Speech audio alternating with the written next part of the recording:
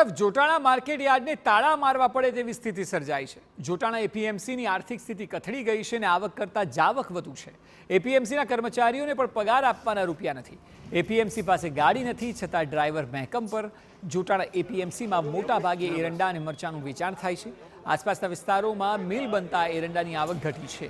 એરંડાની મિલ સીધી ખેડૂતો પાસેથી એરંડાની ખરીદી કરે છે, જેને કારણે આ સ્થિતિ જોટાણા એપીએમસીની સર્જાઈ છે। હવે તમામ લોકો સરકાર પાસે સહાયની માંગ પણ કરી રહ્યા છે।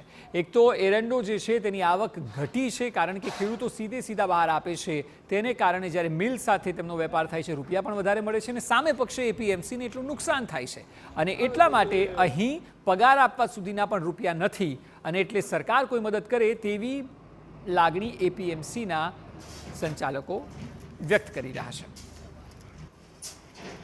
હાલે અમારા મહેકમમાં અમને જે વિભાજન થયું ને એ વખતે ડ્રાઈવરનું મહેકમ આપ્યું હતું। હવે એ ગાડી તો છે નહીં અમારે અને એ ડ્રાઈવરને અમારે 60,000 રૂપિયા પગાર ચૂકવવો પડે। તો હવે આ ખર્ચને તો પહોંચી વળાયું નહીં। આ વખત તો આ મહિને પગાર પણ અમે કર્મચારીઓનો કરી શક્યા નથી।